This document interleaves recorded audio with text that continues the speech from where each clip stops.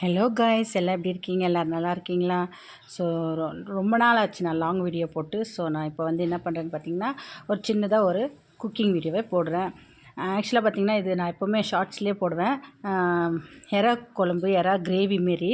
So இது வந்து ஒரு சின்னதாக ஒரு லாங்காக போடலாம் அப்படி சொல்லிட்டு ஒரு வாட்டி இப்போ லாங்காக போடுறேன். நல்லெண்ணெய் பார்த்தீங்கன்னா, ஃபஸ்ட்டு நல்லெண்ணெய் ஊற்றிக்கிட்டேன். இந்தமாரி ஹீட்டான இருக்கிறவங்களாம் இந்தமாரி நல்லெண்ணெய் போட்டு சாப்பிட்டா ரொம்ப நல்லது. ஹீட்டு எல்லாம் கொஞ்சம் நார்மலாகும். ஏன்னு பார்த்தீங்கன்னா, மீன் இந்தமாரி எறா அந்தமாரி இதெல்லாம் வந்து டைப் வந்து நம்மளுக்கு ஹீட் கொடுக்கும். ஸோ அதனால் தாளிக்கும் போது நல்லெண்ணெய் போட்டுக்கணும்.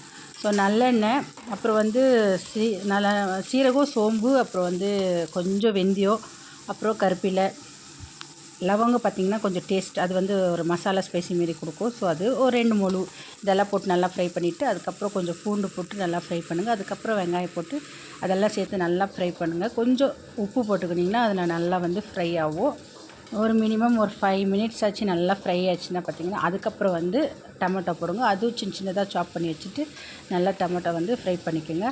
அதுவும் நல்லா எண்ணெயில் வந்து நல்லா வேகணும். அதுக்கப்புறம் வந்து நம்ம இதில் வந்து மஞ்சள் பொடி போட்டுக்கலாம்.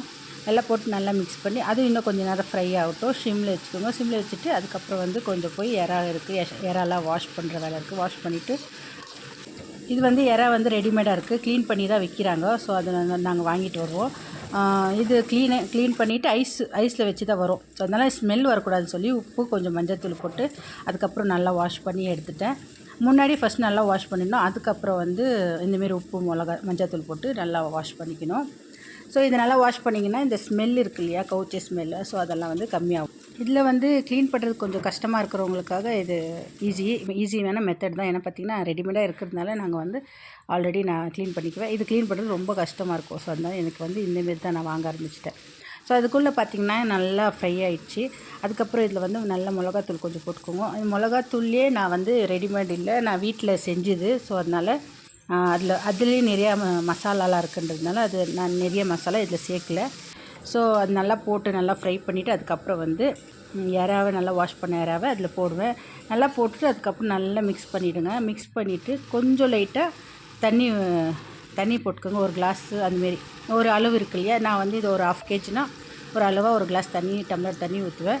அதுக்கப்புறம் நல்லா மிக்ஸ் பண்ணி ஒரு 10 மினிட்ஸ் கூட கொஞ்சம் சிம்மில் வச்சுக்கோங்க. ரொம்ப கேஸ் வந்து ஸ்லோவாக வச்சுக்கோங்க. ஜோராக வச்சிங்கன்னா அது வந்து லைட்டாக இதாகிடும். ஏன்னா நம்ம வந்து கிரேவி மாரியான குழம்பு வைக்கிறோம்.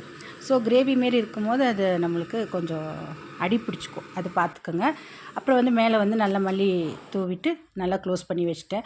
ஆக்சுவலாக பார்த்திங்கன்னா ஒரு 10 மினிட்ஸில் வெந்துச்சு. எடுத்து சர்வ் பண்ணிவிட்டு அதுக்கப்புறம் மேலே வந்து கருவேப்பிலை போட்டேன்.